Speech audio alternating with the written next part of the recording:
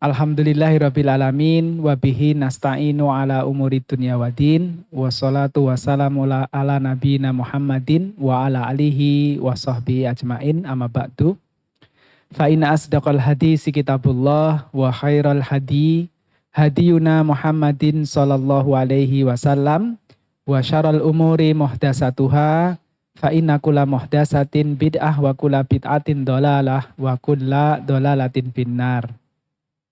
Alhamdulillah Bapak Ibu sekalian, kita kembali melanjutkan manasik haji karena waktu kita yang tidak terlalu banyak.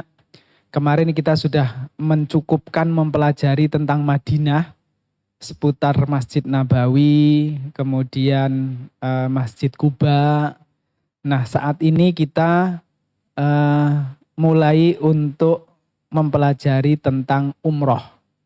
Jadi rangkaian ibadah umroh dan haji panjenengan itu terbagi menjadi dua besar. Yang pertama itu haji atau umrohnya di Mekah. Kemudian yang kedua itu ziarah di kota Madinah. Ziarah di kota Madinah. Nah, sekarang kita mempelajari tentang haji dan umroh. Bapak Ibu sekalian, haji dan umroh itu, terutama umroh, itu tidak kurang dari 5 urutan. Jadi nanti ada yang urutan besar itu Mas. Nah, 5 urutan itu yang pertama adalah ihram dari miqat. Ini pertama kali. Jadi urutannya dalam umroh itu yang pertama adalah ihram dari miqat. Kemudian setelah itu, setelah ihram, maka talbiyah. Setelah ihram, kemudian talbiyah. Talbiyah itu sampai mana? Talbiyah itu sampai panjenengan nanti bertemu dengan Ka'bah. Jadi sampai panjenengan nanti ketemu dengan Ka'bah. Nah, kalau sudah ketemu dengan Ka'bah, ngapain? Kalau sudah ketemu dengan Ka'bah, panjenengan nanti tawaf. Nanti cara-cara tawaf seperti apa, rangkaiannya tawaf kita pelajari. Nah, kalau sudah tawaf selesai, lalu apa yang dilakukan? Sa'i. Jadi yang keempat adalah sa'i.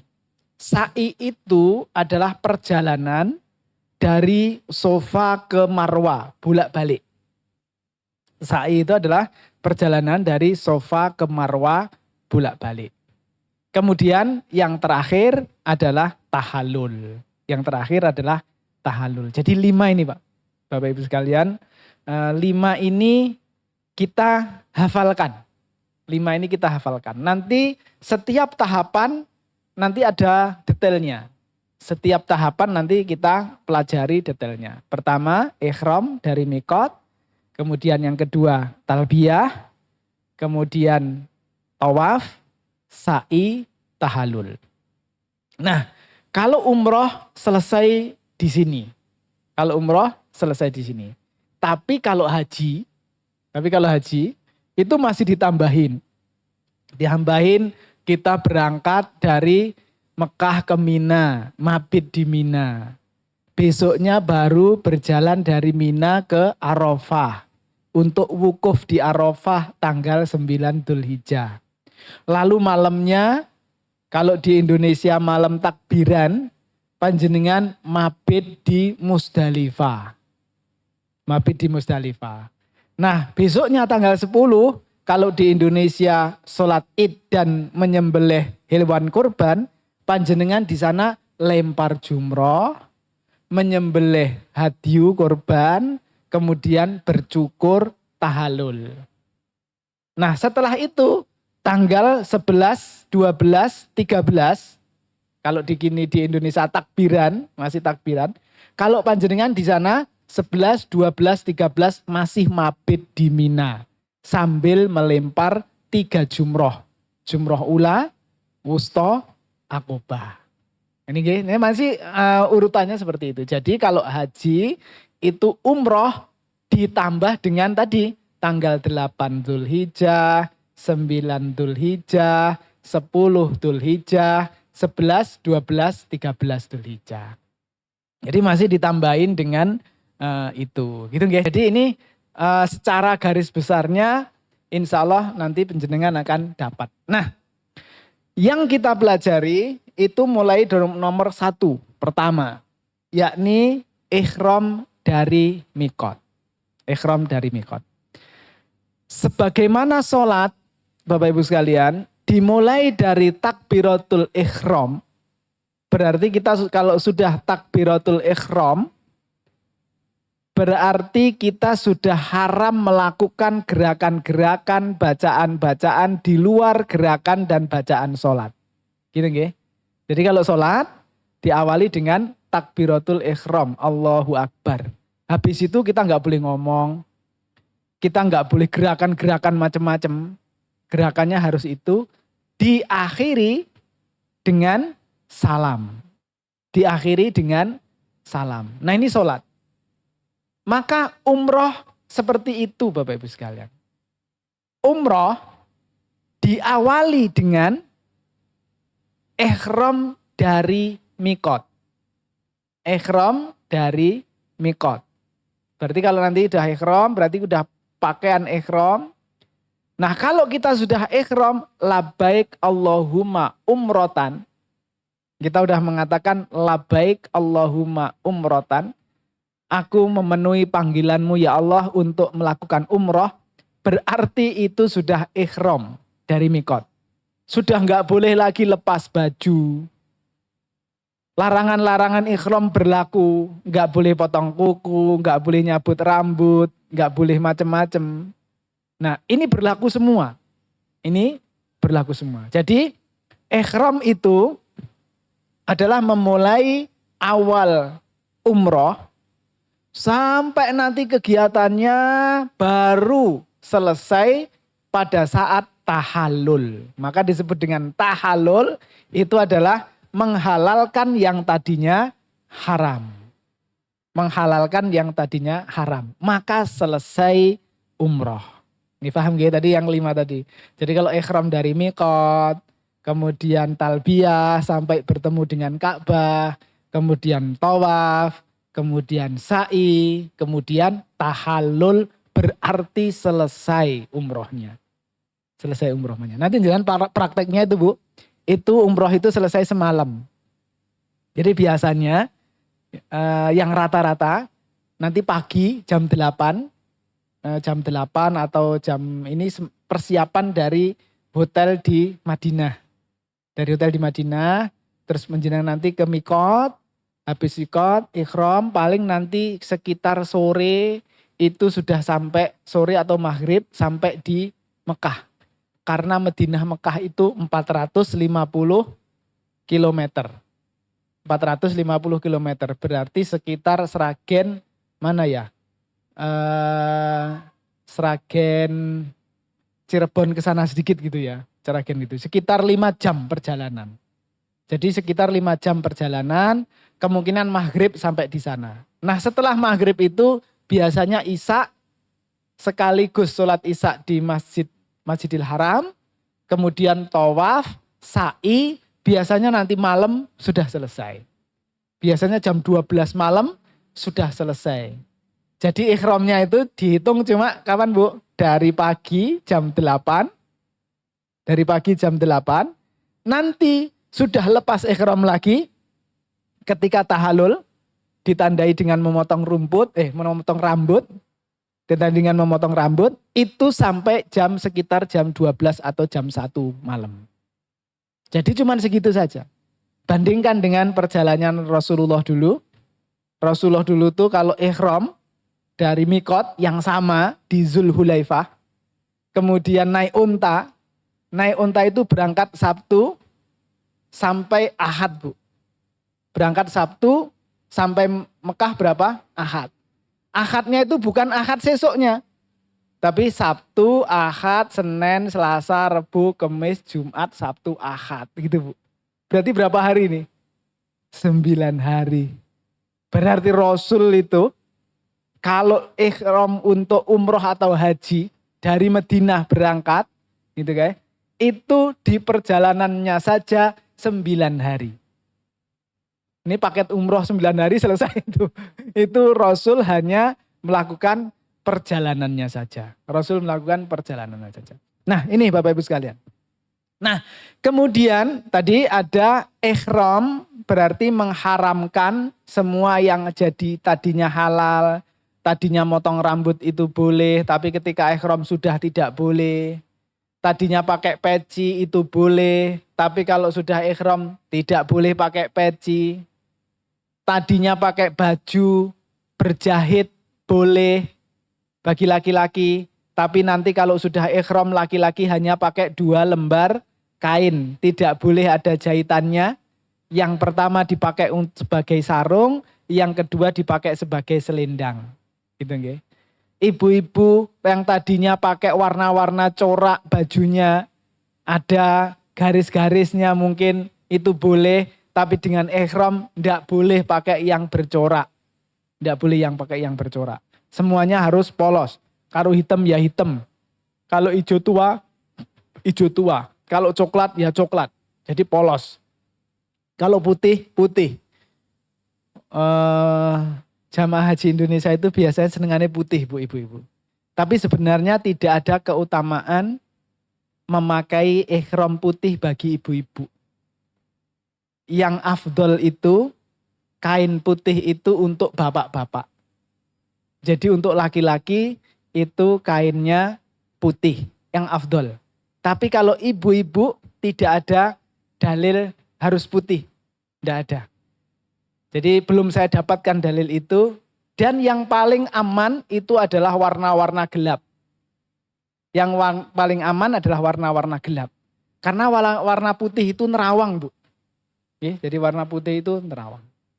Nah kita akan bahas pertama ihram dari mikot. Ihram dari mikot. Mikot itu ada 2. Ada mikot zamani, ada mikot makani. Ada mikot zamani, ada mikot makani. Mikot itu adalah batasan. Jadi ada batasan waktu, ada batasan tempat. Ada batasan waktu, ada batasan tempat. Nah, kalau untuk umroh, maka mikot zamaninya bebas. Batasan waktunya bebas. Panjenengan mau ihram untuk umroh kapanpun boleh. Jadi mikot untuk kapanpun boleh.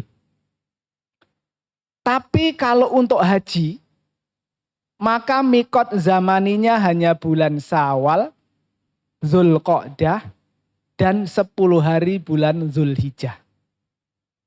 Jadi bedanya seperti itu. Jadi nggak bisa kemudian bulan Safar haji, nggak bisa. Nggak bisa bulan Ramadan haji, nggak bisa. Jadi kalau haji itu ada mikot zamaninya, yakni di bulan Syawal, Zulqa'dah, dan 10 hari di bulan Zulhijjah. Itu mikotnya demikian. Tapi kalau umroh, panjenengan mau melakukan kapan saja sepanjang tahun itu diperbolehkan. Jadi sepanjang tahun diperbolehkan. Maka ada yang umroh bulan Rabiul Awal, ada yang umroh bulan Ramadan, dan bahkan umroh Ramadan itu adalah khusus gitu ya. Nanti seperti umroh bersama Rasulullah SAW. Jadi ada faedah-faedah yang lebih banyak lagi. Nah itu pertama adalah mikot zamani. Nah yang kedua adalah mikot makani. Yang kedua adalah mikot makani. Batas dimulainya ibadah haji, batasan-batasan yang telah ditetapkan. Apabila melintas mikot, seseorang ingin mengerjakan haji atau umroh, harus mengenakan kain ihram dan memasang niat di situ. Nah dalam hadis, next mas, itu ada beberapa mikot. Ada beberapa mikot. Dari Ibnu Abbas radhiyallahu anhuma, sesungguhnya Nabi SAW menentukan Zul Hulaifah. Yang pertama, Zul Hulaifah. Jenengan kalau bilang Zulhulaifah itu biasanya kedawan orang Jawa. Biasanya orang Jawa mengatakan Bir Ali.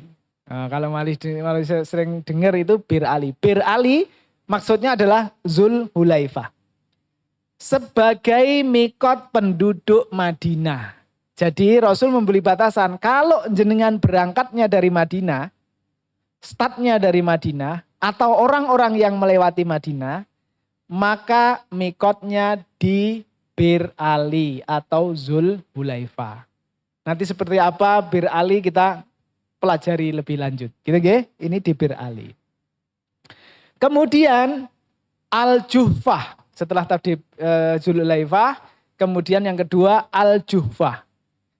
Juhfah sebagai mikotnya penduduk Syam. Berarti dari negeri Syam itu mana saja, Bu? Mesir, Palestina, begitu nggih. Jadi negara-negara Syam sana itu mikotnya dari Al-Juhfah. Al-Juhfah sudah berapa? 2. Kemudian yang ketiga, Qarnul Manazil. Qarnul Manazil bagi penduduk Najd. Najd itu wilayah mana Bapak Ibu sekalian? Najd itu wilayah India, Pakistan, Afghanistan, ya sedikit-sedikit di situ ya. Ini termasuk di situ. Jadi penduduk Najd itu mikotnya di Qarnul Manazil. Qarnul Manazil. Nanti kalau jenengan ada yang nawari apa itu rekreasi ke Taif. Rekreasi ke Taif. Jadi nanti ada mungkin urunan berapa terus kita mau lihat ke Taif gitu. Nah, nanti kalau pulangnya dari Taif itu lewat Qarnul Manazil. Lewat Qarn al-Manazil. Di sana bagus, toiletnya bagus. Toiletnya bagus bersih karena di situ sunahnya adalah nanti mandi. Di situ sunahnya mandi. Jadi di Qarn al-Manazil. Qarn al-Manazil ini adalah mikot penduduk Najd. Kemudian di Ya'lamlam. Ya'lamlam bagi penduduk Yaman. Jadi penduduk Yaman. Kalau di peta, Yaman itu ada di selatannya Mekah. Jadi Ya'lamlam itu di sebelah selatannya Mekah. Ini Ya'lamlam. Jadi ada 4. Mikot-mikot itu bagi penduduk negeri itu dan selain mereka yang melewatinya untuk pergi haji atau umroh.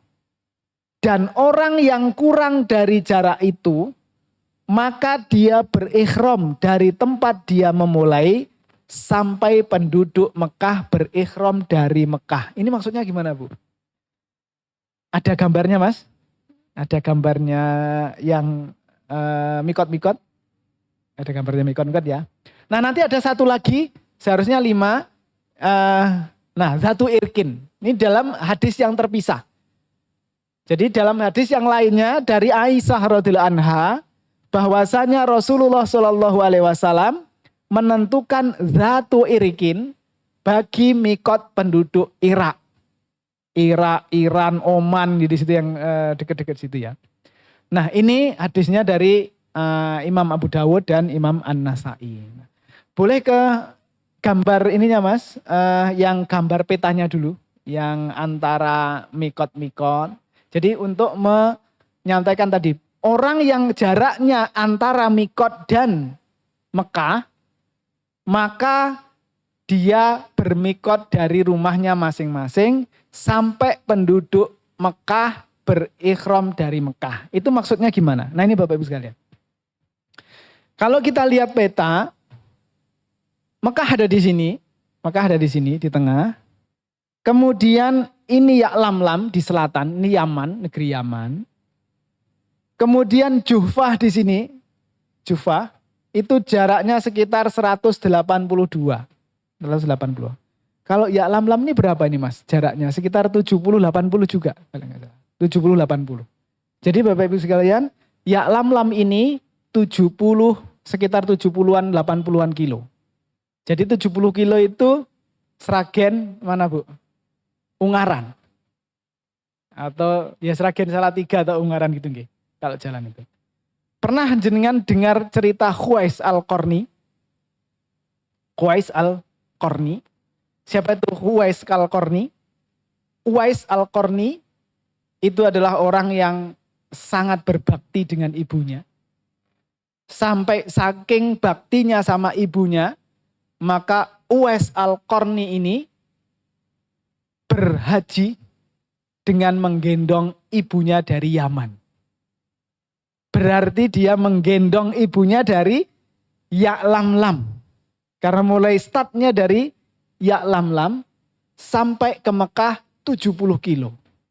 Menggendong ibunya. Masya Allah Bapak Ibu sekalian. Masya Allah. Gitu.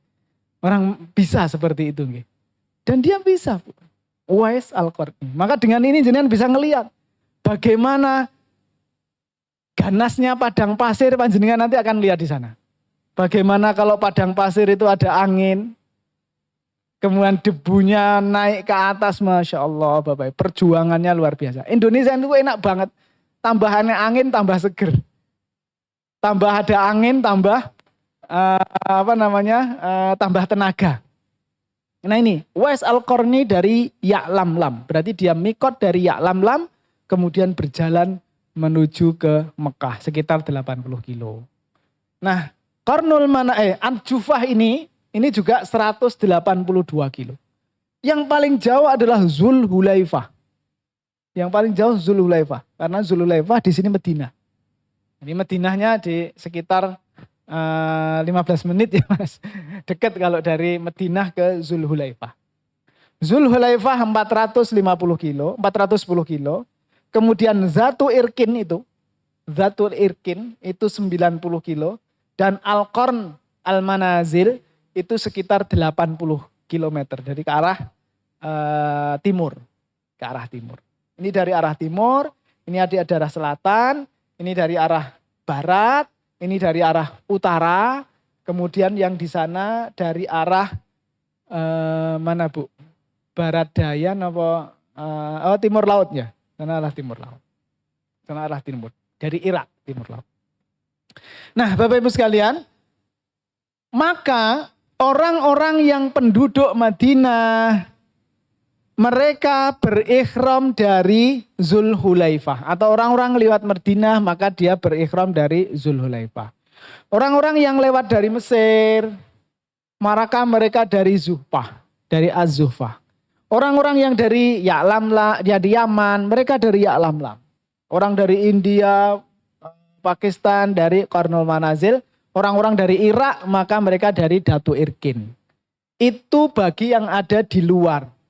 Nah kalau orang yang berada di dalamnya seperti ini bagaimana? Itu maksudnya dari hadis tadi. Jadi kalau orang yang tinggalnya di sini, apakah dia harus keluar dulu ke Ya'lamlam baru balik lagi ke sana? Maka di hadis tadi katakan orang yang rumahnya antara Mikot dan Ka'bah, maka dia mikot dari rumahnya masing-masing.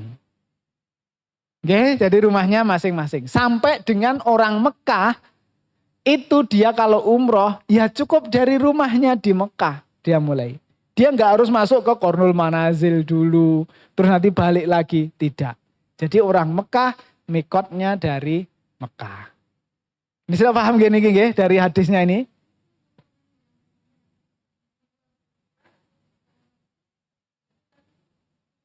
Ikut ini, dia datang dari mana? Dari rumahnya. Maka orang Indonesia yang haji itu ada 2 gelombang. Gelombang 1, dari Indonesia kemana dulu Bu? Madinah. 8 hari di sana. Maka dia di Madinah 8 hari itu, dia sudah disebut Ahlul Madinah. Dia bisa disebut dengan orang Madinah. Maka ketika dia mau umroh, mikotnya di Zulhulaifah. Ya berarti di Bir Ali dia harus mikot. Nah yang gelombang 2, dia langsung datang dari Indonesia, masuk ke Jeddah, masuk ke sana. Karena pesawat Indonesia itu dari Yaman ini Bu masuknya. Jadi masuknya pesawat itu dari Indonesia kan di sana sebelah timur tenggara sana Pak, di sana. Nah, karena pesawatnya itu dari sini ke sini, maka dia ngambil mikotnya di Ya'lamlam. Maka nanti di atas itu pilotnya ketika sudah segaris dengan Ya'lamlam, maka dikasih peringatan. 15 menit lagi kita akan melewati mikot Ya'lamlam. Bagi yang akan melakukan umroh untuk mempersiapkan ihram dari tempat ini. Ada gitunya Bu. Jadi kalau jenengan naik Saudi Airline atau Garuda yang ke sana gitu, ini sudah diwanti-wanti. Sebelumnya sudah dikasih peringatan. Sebenarnya sudah peringatan. Jadi gitu nggih. Oh, biasanya di pinggiran TL-nya. TL-nya ada di sana. Kalau haji berarti PHI-nya atau petugas ibadah haji. TPHI itu ya, TPHI, tim petugas haji Indonesia. Nah, itu sudah nanti dibimbing di sana. Nah,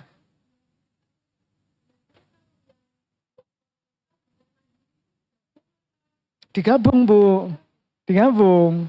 Jadi antara KBIH dan pemerintah itu enggak ada KBIH terus kemudian sendiri, itu enggak ada Bu. Jadi sebenarnya kita itu kalau toh pun enggak ikut KBIH, enggak masalah. Karena kita itu semuanya yang mengelola adalah Kementerian Agama. Kementerian Agama. Jadi yang menyiapkan pesawatnya Kementerian Agama, yang menyiapkan hotelnya Kementerian Agama, yang menyiapkan tendanya Kementerian Agama. Ini semuanya yang menyiapkan bus dan lain-lain Kementerian Agama.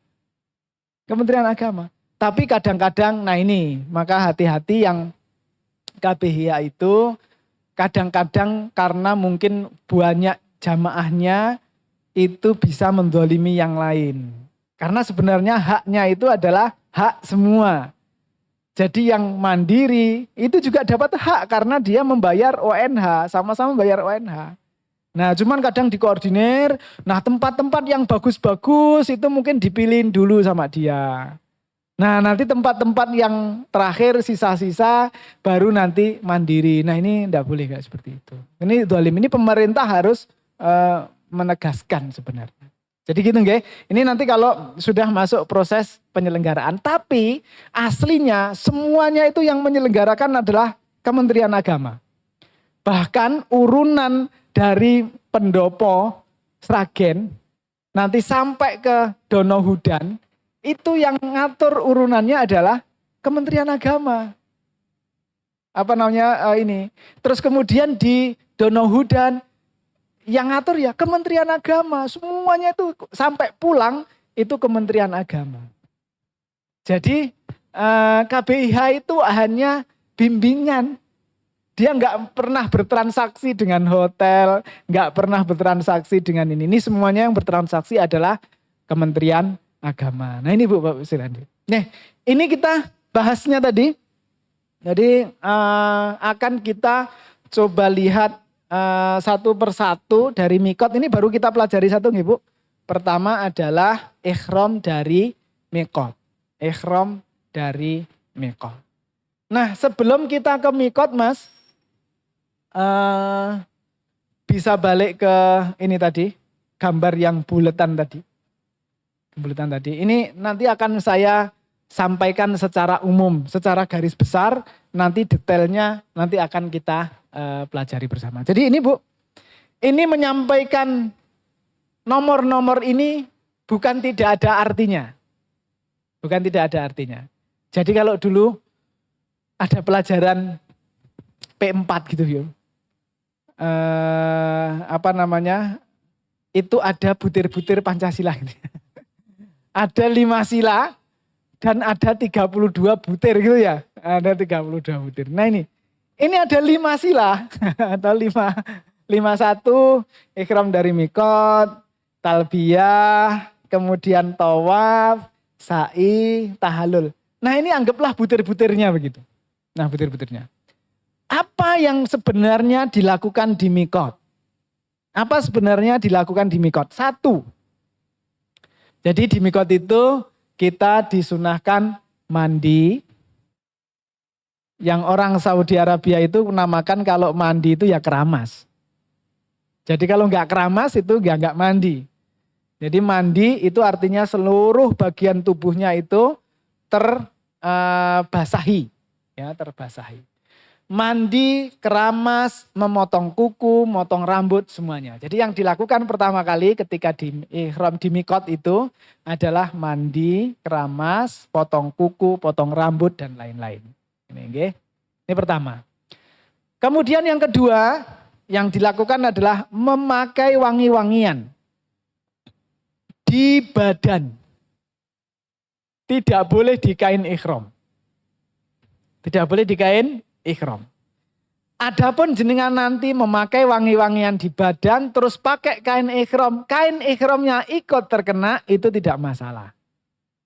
Tapi yang jelas jangan kemudian kain ihram terus disemprot set. Nah itu yang tidak boleh. Jadi nyemprotnya tetap harus ke badan. Jadi memakai parfum atau wangi-wangian di badan. Ini untuk laki-laki. Karena wanita itu nggak boleh pakai parfum ya Bu ya. Ini wanita itu nggak boleh pakai parfum. Jadi satu mandi, keramas, motong kuku, motong rambut. Kedua memakai parfum di badan. Kemudian yang ketiga memakai kain ihram. Yang ketiga memakai kain ihram. Nah kain ihram yang laki-laki itu hanya 2 lembar kain. Yang satu dipakai sebagai sarung, yang satu dipakai sebagai selendang. Dan yang afdol berwarna putih. Yang afdol berwarna putih. Ini untuk laki-laki. Nah sedangkan untuk ibu-ibu, untuk wanita adalah pakaian yang menutup aurat kecuali wajah dan telapak tangan. Jadi wajah dan telapak tangan. Tentang telapak tangan ada 2 pendapat. Yang satu mengatakan adapun punggung tangan ada yang beranggapan itu sebagai telapak tangan. Atau ada yang beranggapan kalau telapak tangan ya telapak tangan saja. Punggung tangan ya punggung tangan. Sehingga orang yang berpaham seperti ini, yang berpendapat seperti ini, maka dia punggung tangan harus ditutup. Punggung tangan harus ditutup. Maka ada ibu-ibu yang pakai apa Bu? Pakai ininya, terus kemudian ditarik tali di sini di tangan yang tengah. Nah, ini beranggapan bahwa yang namanya telapak tangan hanya telapak tangan saja. Jadi punggung tangan harus ditutup. Ini Bu, ini diantara maka biar kita saling ridho. Ini semuanya ada pandangannya. Adapun orang yang tidak memakai seperti itu, biasa, hanya seperti di pergelangan tangan, itu beranggapan bahwa yang namanya telapak tangan termasuk dalamnya punggung tangan. Ini. Memakai kain ihram, kemudian sholat 2 rakaat. Kemudian sholat 2 rakaat. Orang Indonesia biasanya tanya, lu sholat nopo Pak Niku gitu. Semua sholat itu kalau Indonesia itu dinamai itu. Ya, makanya kadang orang menganggapnya ini, oh sholat sunat ihram gitu. Harapannya apa? Nanti kalau niat itu dia ngomongnya gampang, usoli sunatan ihrami. Nah padahal yang seperti itu yang sahih insya Allah adalah setiap sholat itu kita nggak perlu mengucapkan usoli. Jadi niat itu martabatu fil qalbi. Niat itu tempatnya adalah di hati. Di kolbu. Jadi itu. Jadi niatnya itu tidak harus diungkapkan dengan usoli dan lain. Ini sholat 2 rakaat. Sholat 2 rakaat. Kemudian ihlal untuk umroh. Nah ini ihlal. Ini memulai umrohnya itu. Startnya umroh itu dengan mengucapkan labaika umrotan atau labaik Allahumma umrotan. Ada 2 tipe ya. Labaika umrotan atau labaik Allahumma umrotan. Aku memenuhi panggilanmu ya Allah, aku datang memenuhi panggilanmu untuk melakukan ibadah umroh. Untuk melakukan ibadah umroh. Nah nanti yang haji, ada haji tamato, ada haji kiron, ada haji ifrat, nanti beda lagi pelajarannya. Kalau ifrat berarti haji dulu. berarti labbaik Allahumma hajjan. Itu dibedakan dari ihlalnya nanti. Ketika di mikot dia ngomong apa? Labbaik Allahumma hajjan. Wah berarti ifrad dia. Kemudian kalau labbaik Allahumma umrotan.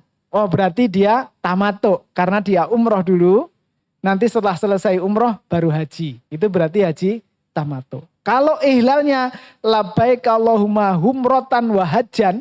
Berarti dia haji kiron. Dia mencampurkan, menggabungkan antara umroh dan haji. Nah ini Bapak Ibu sekalian. Jadi ini nanti tergantung dari nomor 5 ini. Nomor 5. Oke. Ini mungkin cukup ya dari nomor 1. Oke, monggo.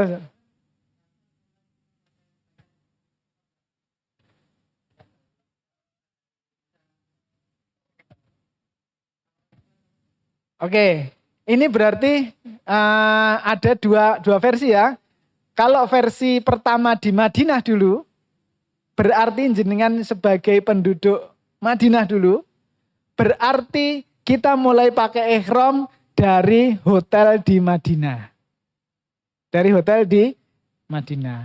Tapi kalau nanti yang gelombang 2, karena langsung, dan Ya'lam-lam itu di atas pesawat. Sementara di atas pesawat itu ribet kalau kita mandi keramas, tidak mungkin gitu kan.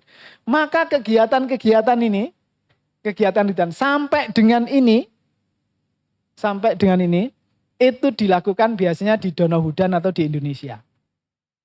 Jadi bagi orang yang umroh tapi dia turunnya di Jeddah dan langsung ke Mekah. Ada yang di Jeddah itu kemudian dia naik bis ke Madinah berarti nanti dia termasuk penduduk Madinah. Tapi kalau umrohnya dia langsung dari Jeddah langsung ke Mekah, maka dia pakai ihramnya dari Indonesia. Jadi mandinya di Jakarta atau mandinya di Indonesia. Terus kemudian pakai ihramnya paling biasanya yang dipakai ihram yang ini. Yang sarungnya. Jadi sarungnya pakai ihram tapi dia masih pakai celana pendek atau celana dalam. Pakai celana pendek atau celana dalam, terus di atas masih pakai jaket. Nah nanti ketika sampai di atas, sampai di Ya'lam-lam itu, dia tinggal melepas celananya, sama melepas jaketnya, diganti dengan ihram yang atas, terus melakukan sholat 2 rakaat dari pesawat.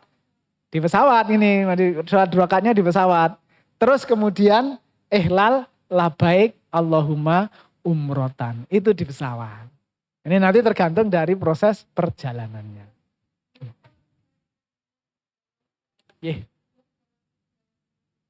Batal. Wudu lagi. Wudu. Bapak Ibu sekalian, di pesawat itu ada air. Tayamum itu syaratnya, syaratnya pertama, tidak ada air. Yang membolehkan tayamum itu tidak ada air. Kemudian yang kedua ada air tapi tidak bisa memakai. Maksudnya sakit. Itu kalau kita sakit nggak bisa pakai air, lah itu baru tayamum. Tapi selama 2 ini tidak, maka wudu. Ada video yang Mas, itu belum disiapkan ya. Jadi video berwudu itu hanya dengan cangkir, 1 cangkir, dan itu masih turah. Masih melebihi. Karena apa Bapak Ibu sekalian? Wudu itu yang mulai dari cuci tangan, kemudian berkumur, istinsar, kemudian wajah sampai kaki itu sempurna. Namun wajibnya hanya 4. Apa wajibnya hanya 4? 1, membasuh wajah. Nomor 1 itu Bu, membasuh wajah. Wajibnya sekali apa 3 kali? Sekali. Lah yang 3 kali ini kenapa Pak? Sunnah. Berarti kalau dalam keadaan darurat kita, dalam keadaan yang tidak mungkin, berarti membasuh wajah 1 kali. Terus habis itu apa Bu? Yang kedua, membasuh tangan kanan. Membasuh tangan. Tangan kanan sekali, tangan kiri sekali. Nomor 2. Nomor 3 apa Bu? Membasuh kepala 1 kali. Nomor 4 terakhir, membasuh kaki. Kaki 1 kali. Kalau kaki itu kita pakai kaos kaki. Dan ketika memakai kaos kaki dalam keadaan suci, maka kaos kaki tidak perlu dilepas. Cukup diusap. Mengusap khuf. Khuf adalah sepatu atau kain atau kulit atau apapun yang menutupi mata kaki. Itu namanya khuf. Berarti panjenengan kalau sudah pakai kaos kaki atau sepatu yang sampai ke menutupi mata kaki, maka itu tinggal diusap. Berarti 4. Berarti di pesawat bisa wudu napa mboten? Bisa. Dan bahkan jenengan bisa wudu di tempat duduk di pesawat. Tidak basah.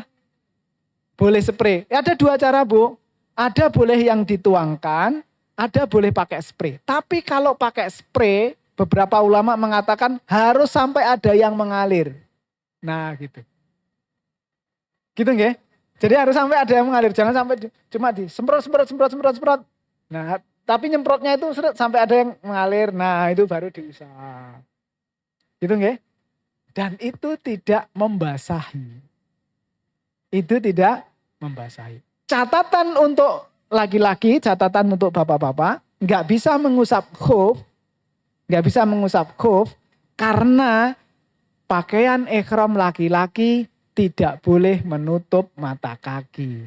Jadi laki-laki itu pokoknya hanya 2 lembar itu pun terserah carane gimana, pokoknya 2 lembar itu menutupi aurat. Aurat yang dimaksud adalah pusar sampai dengan lutut. Tapi kalau aurat untuk sholat itu ditambah dengan punggung. Punggung harus tertutup. Itu nggih beda antara aurat untuk sholat dan aurat untuk biasa. Oke, insya Allah jelas gini. Ini yang dilakukan di nomor 1 ihram dari mikot.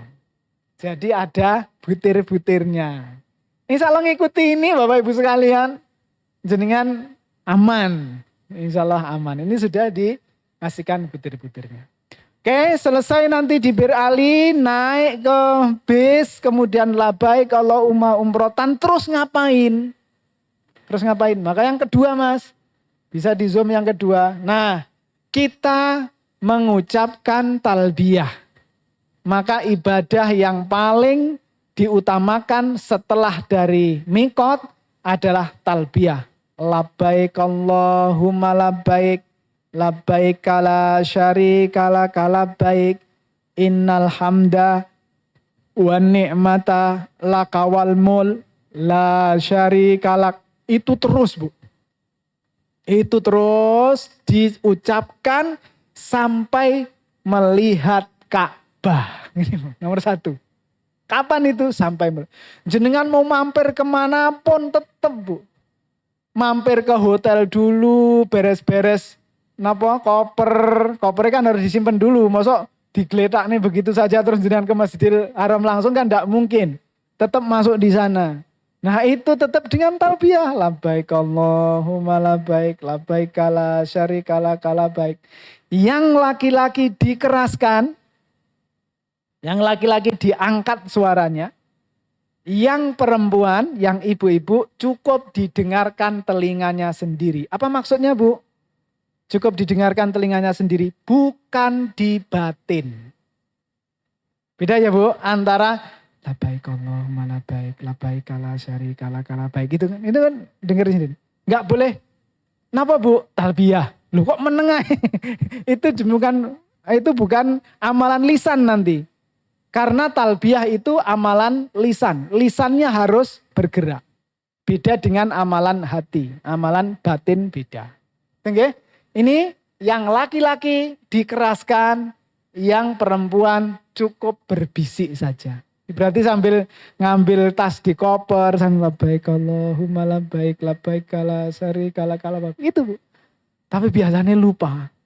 Jamaah haji lupa.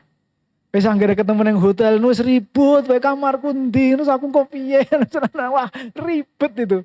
Lupa dengan talbiyahnya. Ini lupa dengan talbiyahnya. Padahal yang paling baik amalannya adalah talbiyah. Bapak Ibu sekalian, ini talbiyah kalau tadi skenarionya berangkat dari Madinah jam 8, kemudian ke Bir Ali sekitar jam 9, sampai di Bir Ali dengan segala ribet-ribetnya tadi, mungkin jam 9 tambah 5 jam, jam berapa Bu? Jam 9 tambah 5 berarti jam 14 itu ya Bu. Jam 2. Jam 2 ribet di hotel macam-macam sampai dengan asar maghrib. Bar maghrib baru ke ke Masjidil Haram bertemu dengan Ka'bah kira-kira jam 18. Kira-kira jam 6 sore baru ketemu dengan Ka'bah. Berarti total jenengan sakjane cuma talbiyah berapa jam itu? Dari jam 9 sampai jam 18. 9 jam. Paling cuma talbiyah 9 jam. Itu banyak bolongnya apa banyak isinya? Banyak bolongnya. Loh kok banyak bolongnya Pak? Iya. Dari Zulhulaifah, dari Bir Ali, labbaik Allahumma labbaik, labbaik la syarika laka labbaik. 5 menit itu miring gitu. Tidur. 5 menit itu tidur. Karena bisa AC, jalannya lurus gitu Bu, jalan tol. Kayak di sini. Tolnya di sana tolnya enggak lubang-lubang. Kalau di sini tolnya masih rada lubang-lubang. Sana tolnya enggak lubang-lubang, bisnya besar. Bisnya besar, waduh. AC-nya enak itu. Begitu talbiyah setan datang cepet banget. Setan datangnya cepet banget. Begitu ini udah miring sidik, terus ganti iramanya. Irama ngorok maksudnya. Jadi ganti iramanya. Nah itu sampai terakhir, Mas, wis tekan. Wih, Masya Allah wis tekan. Jadi yang 9 jam ini boten utuh. 9 jam ini boten utuh. Bandingkan dengan Rasulullah SAW 9 hari. Talbiyah dikeraskan, naik unta 9 hari, Masya Allah. Kira-kira pahalanya banyak mana Bapak sekalian? Masya Allah. Nah ini Bapak Ibu. Jadi ini sebagai pengingat kita. Maka kalau ada yang laki-laki nanti di situ, karena TL, mutawif, kesel Bu. Mereka itu kadang-kadang tuntutan profesi ya. Beda kalau tuntutan profesi dengan tuntutan ibadah itu beda. Maksudnya beda apa Pak? Maksudnya beda semangatnya itu. Beda spiritnya. Jadi kalau nonton itu wes empon ngertos nggih Pak, empon. Lah dia juga mau tidur, istirahat. Karena profesi. Lah opo kita begitu gitu kan. Maka kalau ada jamaah masuk ke depan, minta sama sopirnya itu, mic-nya itu. Ya dikeraskan itu.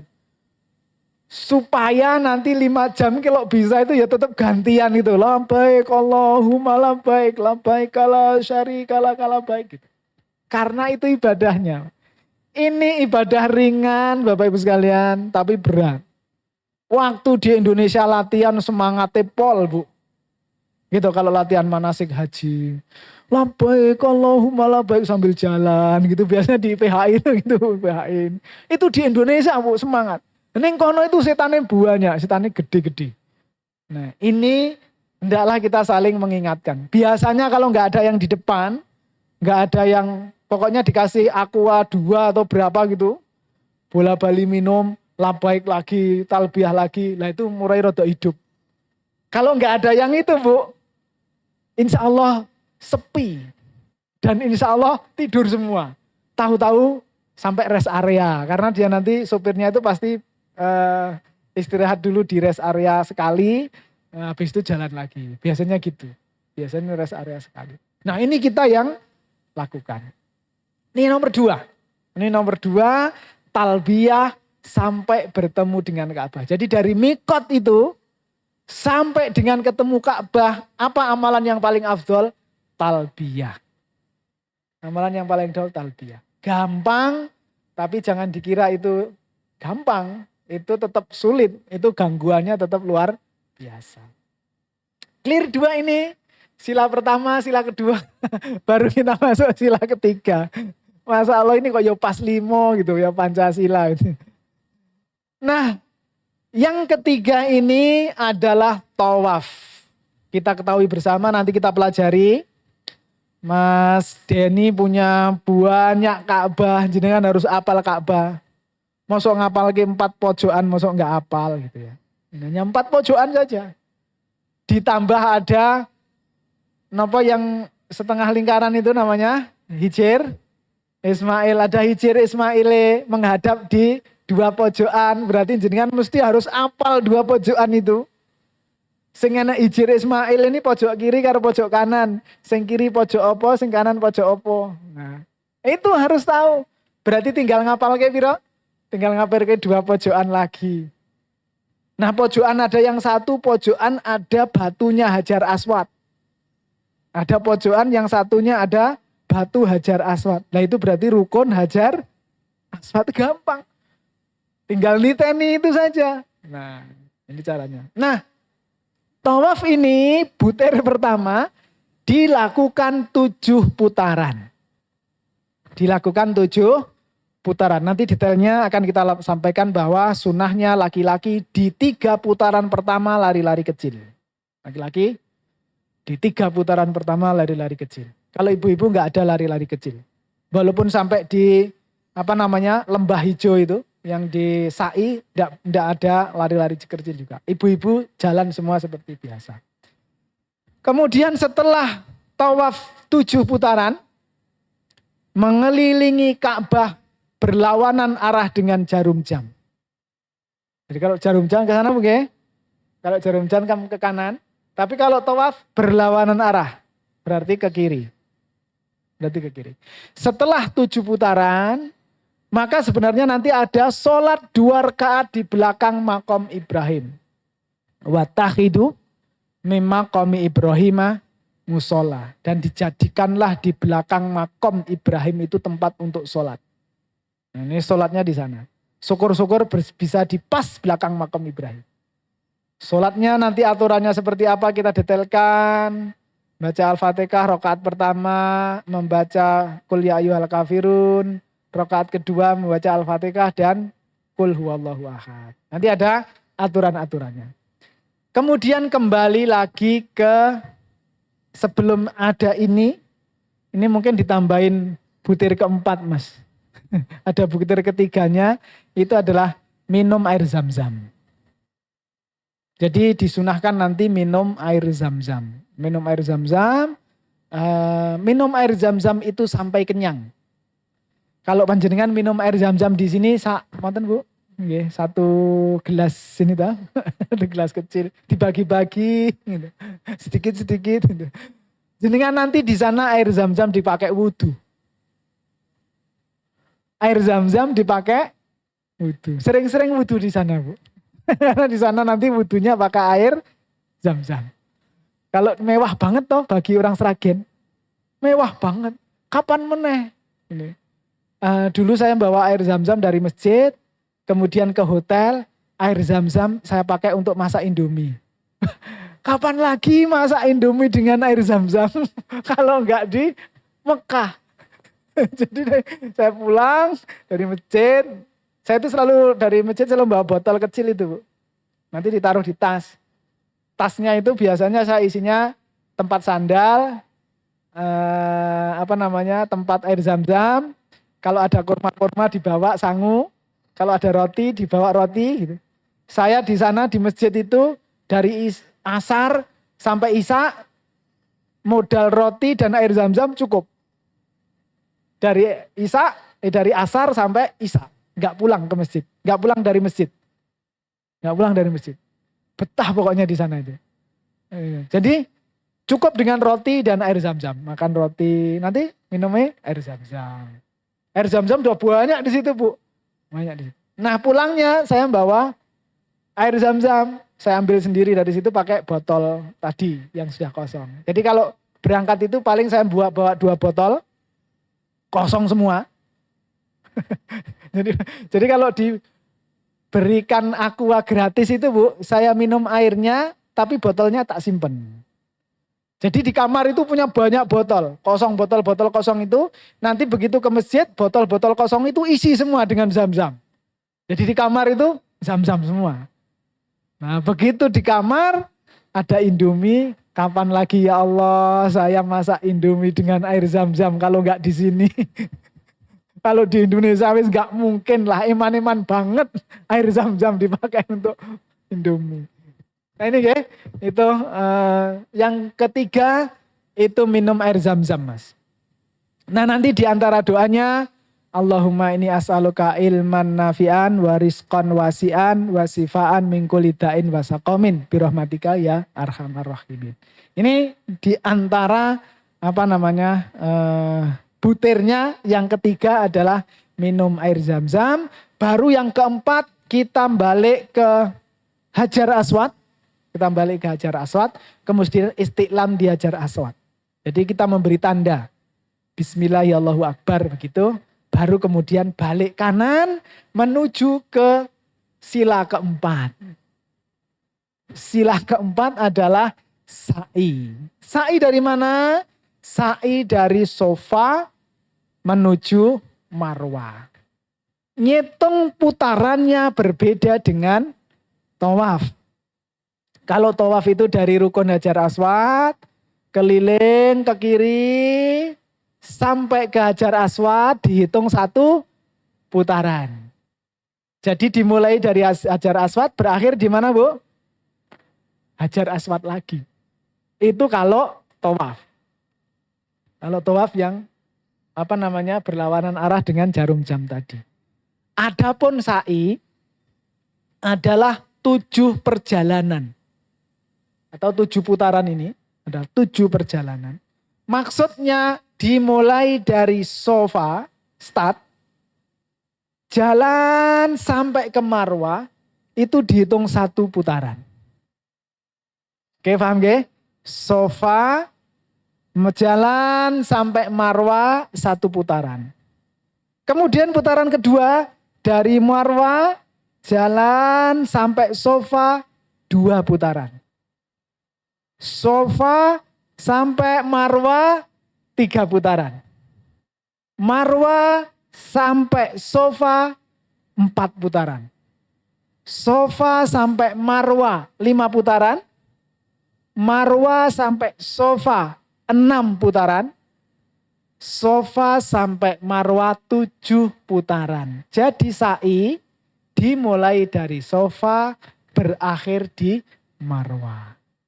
Paham gak ini? Cara menghitungnya begitu. Jangan kualik. Ada yang ngomong, "Loh Pak, aku tak hitung 7 kok mandeke ning Sofa ya." Ini berarti bahaya ini. Salah ini. Loh kok tak hitung 7 itu berarti kok aku mandeke ning Sofa Pak ya. Orang mandek ning Marwah lah. Ini jenengan kakean akeh ini. Muter hitung 1, 2, 3, 4. Jadi berawal dari Sofa, berakhir di Marwah. Ini nomor 1. Butir yang kedua. Butir yang kedua ini sering dilalaikan oleh banyak jamaah. Butir yang kedua ini sering dilalaikan oleh banyak jamaah. Apa itu? Wukuf. Wukuf napa wukuf? Berhenti. Jenengan kalau ada baca Quran, ada wakaf, mandek. Gitu. Berarti di Sofa niku mandek Pak? Mandek. Di Sofa itu berhenti. Manasik dimanakan? Lihat Bu. Begitu sampai sampun nggih, sampai Marwah, sampun balik.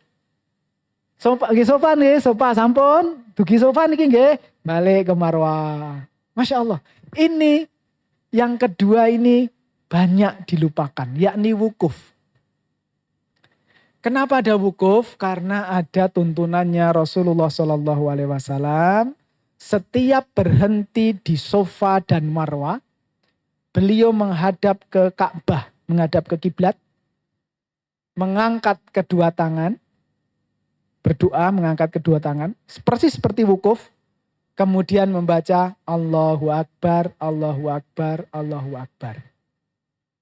La ilaha illallah wahdahu la syarikalah, lahul mulku walahul hamdu wa huwa ala kulli syai'in qadir. Apal Bu sampai sini? Apal nggih? Allahu Akbar, Allahu Akbar, Allahu Akbar. La ilaha illallah wahdahu la syarikalah, lahul mulku walahul hamdu wa huwa ala kulli syai'in qadir. Kalau ditambah la ilaha illallah wahdah anzaza wahdah wa nasara abdah wa hazamal ahzaba wahdah. Hafal sampean, Bu? Hafal. Mudah-mudahan hafal, Bu. Insya Allah hafal, nggih. Ini dibaca oleh Rasulullah. Allahu Akbar, Allahu Akbar, Allahu Akbar, la ilaha illallah wahdahu la syarikalah, lahul mulku walahul hamdu wa huwa ala kulli syai'in qadir. La ilaha illallah wahdah, anzaza wahdah, wa nasara abdah, wa hazamal ahzaba wahdah. Ini dibaca 3 kali. Berarti Allahu Akbarnya berapa kali, Bu? 9 kali. Kan 3 kali 3. Berarti lah Allahu Akbarnya 9 kali. Ditambah dengan tadi, Bu, la ilaha illallahnya 3 kali, la ilallah wallahu wahdah tadi 3 kali. Dan ditambah dengan doa apa saja yang diinginkan, diulangi 3 kali, 3 kali. Berarti kalau jenengan mendoakan orang tuanya, Allahumma firli wali walidaya warhamuma kama rabbayani shghira, ulangi 3 kali. Mendoakan anaknya, Robbi habli minas solihin, Robbi habli 3 kali. Kira-kira berhentinya lama apa singkat? Kalau membaca tadi itu, berarti berhentinya cukup lama. Berarti berhenti apa mboten iki? Wukuf. Berarti ketika sampai di atas bukit Sofa, berhenti dulu. Santai dulu, kalau perlu minum air zam-zam dulu. Kalau begitu capek napa mboten sainya? Mboten capek. Tapi kalau jalan sana, kemudian balik lagi di sini, balik lagi di sana, kasihan bapak-bapak yang tua-tua itu, Bu. Jadi akhirnya kalau saya ada rombongan-rombongan gitu, saya pasti ngacung minta izin Pak Mutawif, nanti saya ketoke suwe. Gitu. Ketoke suwe. Nanti saya kalau memang ini nggak usah ditunggu, saya ditunggu saja di Marwa. Ujung sana, saya tunggu di Marwa. Karena saya bakal lama. Saya bakal lama. Karena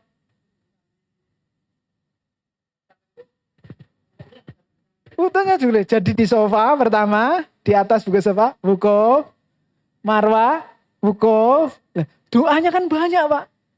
Itu memanfaatkan kita dalam keadaan luar biasa, berikhram, dalam keadaan mulia, kita di tempat mulia, di waktu yang mulia. Jenengan ngakei doa apa mboten? Ngakei doa. Kalau perlu tawaf itu melakukannya kayak semut itu, Bu. Doanya sing akeh gitu. Enggak usah cepet-cepet. Sing cepet-cepet niku napa to, Bu? Wedi ditinggal kancane. Ini bedanya 180 derajat antara orang yang berilmu dan enggak berilmu. Wedi ditinggal kancane. Soalnya engko aku ditinggal Mas terus aku arep piye? Padahal makanya saya manasik haji itu pertama kali visi dan misi. Visi dan misi jamaah haji berbeda 180 dengan visi dan misi mutawif. Kalau visi misi mutawif apa? Ben lancar, cepat, tugasku selesai, bayaran. Itu termasuk KBIH. Maka ada cara-cara luar biasa itu KBIH itu.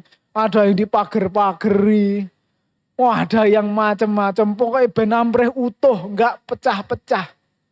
Kalau di sana itu, Bu, kalau kita mau ini pasti pecah. Orang rombongan saja ada yang melakukannya cepat, ada yang melakukannya enggak cepat. Maka saya selalu kalau di sana pasti akan jadi sapu jagat. Teman-teman saya itu mbah-mbah gitu. Nopo mbah cepet-cepet mbah. Wis mau kan melakukannya karo dos kula niki mawon. Dungane kersane kathah. Kapan meleh? Lah ini visi misi jamaah. Kita dalam keadaan mulia, di tempat yang mulia, di waktu yang mulia. Lah kok jenengan cepet-cepet niku badhe nopo? Lah kita ngurun uang itu untuk ini tuh, kita untuk mau ke sana itu loh, Bu. Kita ngelumpukkan uang itu untuk tawaf dan sa'i ini kok. Santai Bu. Lah kula kesel pripun Mas? Berhenti ngombe zam-zam, minum air zam-zam, makan kurma atau roti. Sambil doa. Mpun Bu, kita kuat mulai. Kuat Mas, nak kuat nak gitu biasanya kan kata. Nggih monggo, aku lagi. Gitu, santai. Wah enak kalian jenengan Mas. Kalian jenengan. Dan lebih banyak. Dan boleh wukuf itu boleh dengan berdiri dan boleh dengan duduk. Wukuf itu boleh sambil berdiri, boleh dengan duduk. Berarti di Bukit Sofa mengke kula deprok mboten napa-napa. Mboten napa-napa. Deprok doa sambil ngumpulkan tenaga. Wah kula niku Mas, kebutuhane kathah niku. Niku kula ndonga ngagem basa Jawa saged wonten sasal. Duh Gusti nyuwun rezeki anak kula niki badhe tes, mbok bilih benjing bisa sakit lulus, ulangi 3 kali. Ini syariatnya Rasulullah SAW. Gitu nggih Bu? Nah, ini. Monggo jenengan sakit manasik haji teng pundi-pundi. Biasanya butir kedua niki ilang. Butir kedua niki ilang. Kadang-kadang malah nggak perhatian.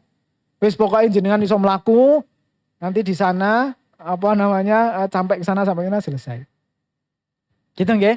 Padahal cuma 3 butir tak lho sak ini ku. Pancasila itu 32 butir angel ngapalke. Ini mau yang mungkin yang tawaf direvisi Mas, tambah 1 butir Mas Deni. Tambah yang 3 minum air zam-zam ya. Nanti jangan lupa yang 3. Yang nanti dibikin yang bagus lagi. Ibu-ibu, bapak-bapak itu kalau dibikin desain yang bagus diwaca. Tapi lek mung kata-kata ora apik ngono Mas, ketoke ora diwaca. Ya nanti bisa di grup. Ini bisa di grup. Oke ini. Ini dulu saya bikin kaosnya Bu. Sampai saya bikin kaos. Tapi sekarang udah habis Mas kaosnya. Masih ada. Masih ada. Jadi kaos. Jadi dia itu bawa pakai kaosnya gitu. Kalau apa lali buka kaosnya. Kalau lupa ya buka kaosnya baik gitu. Buka kaosnya. Dan ini ya nanti silakan Mas Denny ini. Mas Denny yang ada di sana. Kalau masih ada alhamdulillah Mas. Tapi masih berapa gitu ukurannya ya. Dulu tak buatkan kaos ini. Tapi nanti didesain ulang Mas. Karena nanti tambah 1 butir tadi. Yang minum air zam-zamnya kurang. Oke. Terus kemudian baru ada lari-lari kecil di lembah. Karena dulu di situ Ibu Hajar ketika lari dari turun dari sofa, kemudian di lembah, Ibu Hajar lari-lari kecil untuk naik lagi ke Bukit Marwah, mencari siapa ada pertolongan orang yang ada di situ. Karena Ibu Hajar hanya berdua dengan Nabi Ismail alaihissalam. Ini gitu. Usahanya, itulah makanya Bu. Ini pelajaran luar biasa. Usahanya di sofa dan Marwah. Rezekinya di mana Bu? Di sumur Zam-Zam. Jadi ada hubungan gak usaha dengan hasil? Ada hubungan apa enggak usaha dengan hasil? Usahanya itu lari-lari di sofa sama Marwah 7 kali itu. Coba. Tapi hasilnya di mana Bu? Hasilnya di Zam-Zam.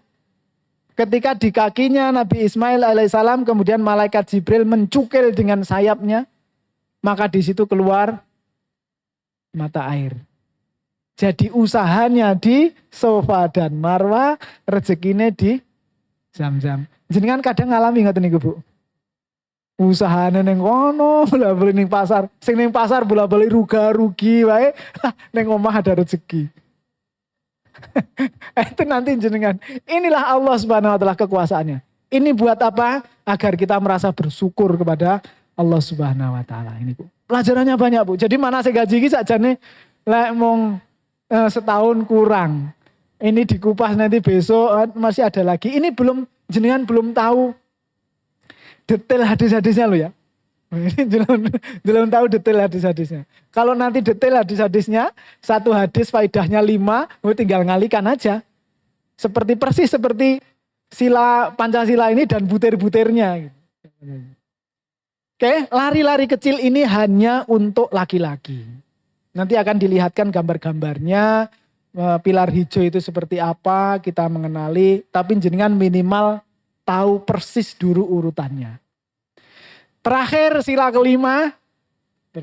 kelima adalah tahallul. Nah, tahallul ini yang laki-laki itu mencukur semua rambutnya. Ini nuwun sewu Bapak Ibu sekalian, kalau jenengan nanti ada manasik haji, ada yang ngajari potong depan 3 tempat, potong tengah 3 tempat, potong belakang 3 tempat. Saya belum mendapatkan dalilnya. Dalilnya adalah memotong seluruh rambutnya. Baik memendekkannya maupun mencukur gundul. Mencukur gundul itu gimana Bu? Dikerok. Mencukur gundul itu dikerok. Bedanya nopo Bapak Ibu sekalian? Bedanya Rasulullah SAW mendoakan 3 kali bagi yang gundul. Dan mendoakan sekali bagi yang memendekkan. Nah Bapak-bapak pilih pundi? Pilih yang laku dunia ngaten. Nah tapi rambutku itu apik loh Mas. Nanti kalau digundul ki ora patut. Nah ini beda soal. Ini beda soal. Tapi yang jelas Rasul mendoakan. Jadi nanti di hadis lengkapnya Bu. Hadisnya malah begini caranya. Apa namanya? Rasul mendoakan, ya Allah berikan rahmat kepada yang gundul. Terus ada sahabat yang tidak gundul, ya Rasul, ya Allah berikan rahmat kepada yang gundul. Pertanyaannya, yang enggak gundul ya Rasulullah. Yang enggak gundul ya Rasulullah, ya Allah beri rahmat kepada yang gundul. Gitu, 3 kali. Kemudian ditanya lagi nih sama sahabat, yang enggak gundul ya Rasulullah, ya Allah doakan yang enggak gundul. Berarti yang keempat itu mendoakan yang enggak gundul. Lalu kalau jenengan ngerti hadisnya Bu, kan tadi itu tak cuman saya nyampaikan apa Bu? Yang gundul didoakan 3 kali, yang enggak gundul didoakan sekali. Berarti jenengan ngomong, rapopo aku didoakan sekali, rapopo. Mesti gitu. Bapak-bapak mesti gitu. Tapi coba lihat teks hadisnya. Karena hadisnya gitu. Ya Allah berikan rahmat kepada yang gundul. Ada sahabat, yang enggak gundul ya Rasulullah. Ya Allah berikan rahmat yang gundul. Yang enggak gundul ya Rasulullah. Ya Allah berikan rahmat yang gundul. Yang enggak gundul ya Allah. Rasul sampai 3 kali. Ya Allah berikan rahmat yang enggak gundul. Bersih itu Bu. Berarti kalau jenengan seperti itu, udah ngerti dalilnya gitu, mau gundul napa mboten gundul? Nah masih mau gundul. Nah inilah itu disampaikan apa mboten yang seperti itu, yang penting-penting itu tidak disampaikan. Jadi laki-laki prinsipnya adalah mencukur seluruh rambutnya. Boleh dipotong pendek. Kalau misalkan 2 cm ya 2 cm semua. 3 cm ya 3 cm semua.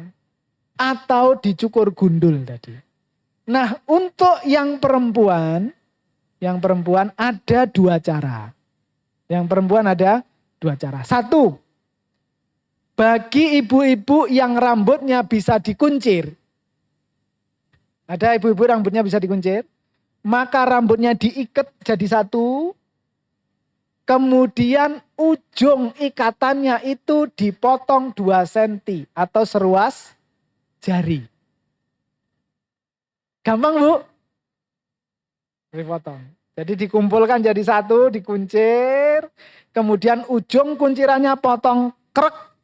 Selesai tahallulnya. Selesai tahallulnya. Jangan-jangan nanti kalau ibu dengar hadis itu terus maru gundul itu bahaya ini. Enggak. Kalau ibu-ibu caranya begitu. Tapi kalau enggak bisa dikuncir. Maka rambut itu diurai. Diurai ini disisir, lurus ke belakang. Ujung rambutnya dipotong 2 cm dari kanan ke kiri. Dipotong 2 cm dari kanan ke kiri. Selesai Bapak Ibu sekalian? Selesai. Maka umroh selesai. Ya kalau mau nekat-nekatan sekarang berangkat umroh boleh nih, bisa ini sudah Bu. Dengan ini nih bisa. Tapi kan kita harus memahami tadi itu jangan sampai salah itu. Soal ngitung, soal wukuf di sofa, wukuf di marwah gitu. Sampai saya kemarin nih edisi kemarin ya, setelah pandemi,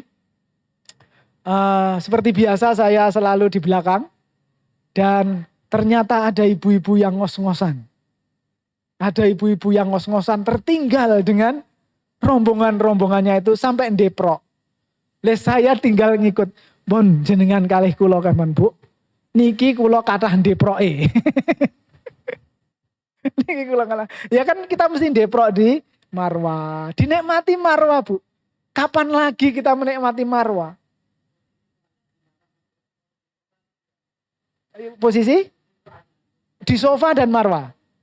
Di sofa berdoa, di marwah berdoa. Doanya yang tadi itu persis diulangi 3 kali.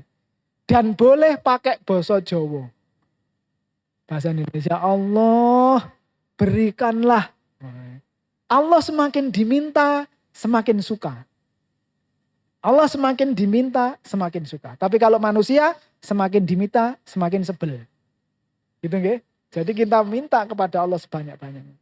Diulangi 3 kali. Oke, siap Bu ini secara umum? Ini lagi kulit luar. Monggo silakan. J.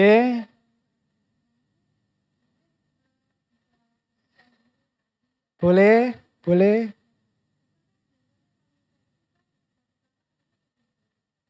Ya.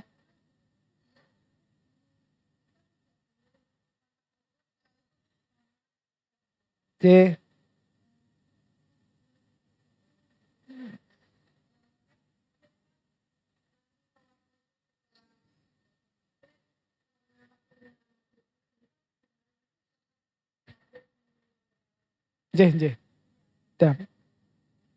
Itu memungkinkan sekali gitu ya. Jadi kalau kita ikhram, kemudian karena di hotel kita mungkin beres-beres, kemudian ada istirahat. Bisa jadi jenengan pengen mandi juga. Bolehkah orang berikhram mandi? Boleh. Tapi ingat, setelah mandi harus pakai ikhram lagi. Ini terjadi ke bapak-bapak, mohon maaf itu ya. Ya, wangi-wangian tadi itu Bu ya. Wangi-wangian itu yang dipakai di badan tadi. Kalau kita bisa mendapatkan wangi-wangian sabun yang netral tanpa ada wangi-wangian, itu lebih baik. Tapi kalau jenengan mendapatkan itu sulit, maka sabun yang ada wangi-wangian itu bukan dianggap sebagai wangi-wangian. Jadi namanya wangi-wangian itu minyak wangi yang memang diciptakan untuk pewangi, yang diciptakan untuk wangi. Ada sabun wanginya. Dan kalau saya cium nggak begitu wangi. Ya ada wangi-wanginya sedikit. Ya seperti hotel itulah Bu, yang sabun kotak kecil itu, atau kalau enggak sabun yang bulat itu. Nah ya seperti itu aja. Itu wangi apa mboten itu? Ya yang nggak wangi lah, ya nggak wangi ya. Nah itu boleh dipakai, tapi habis itu harus pakai ikhram lagi. Enggak boleh kemudian setelah mandi bapak-bapak sarungan.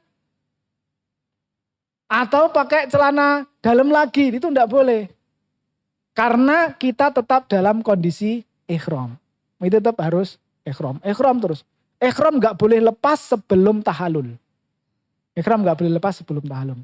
Adapun aurat Bapak Ibu sekalian, maka aurat yang mungkin biasa tampak bagi perempuan, yaitu mungkin boleh ditampakkan itu ya bagi perempuan, karena semua satu kamar biasanya kan perempuan itu aurat boleh ditampakkan.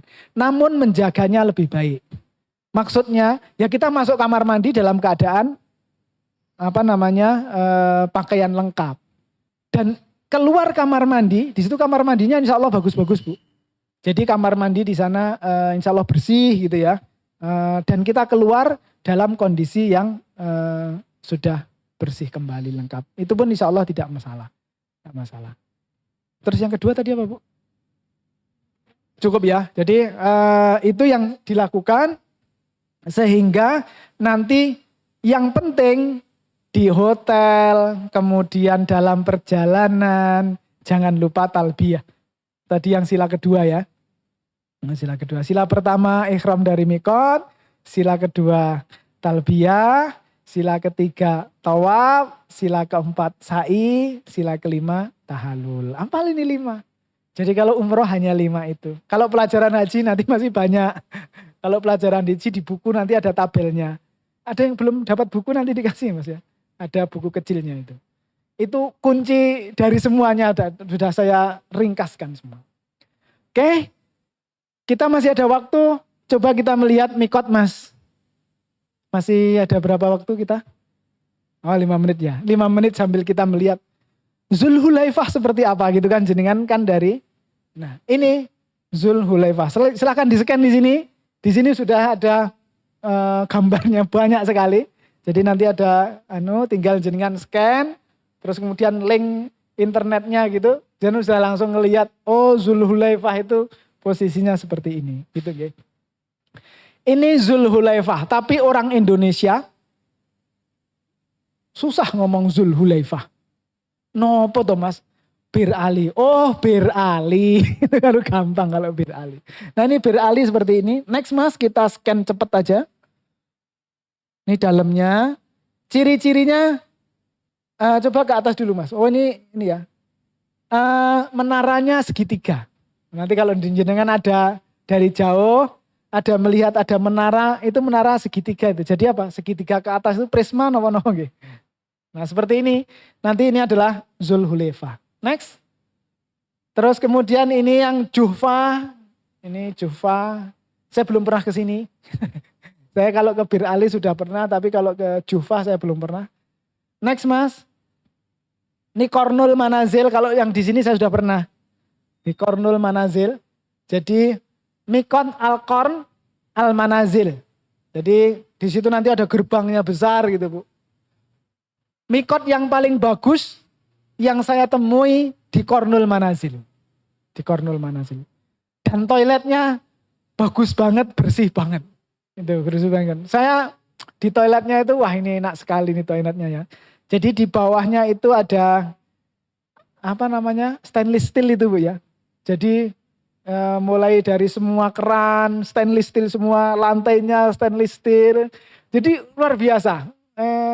Silahkan nanti kalau jalan-jalan ke Thaif mampir di Qor Al-Manazil.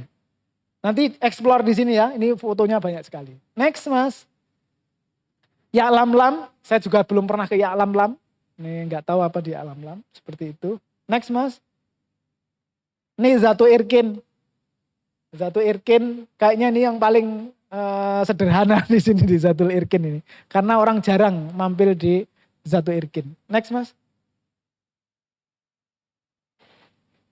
Oke, ini selesai ya sampai itu. Bapak Ibu sekalian ada pertanyaan sampai di sini?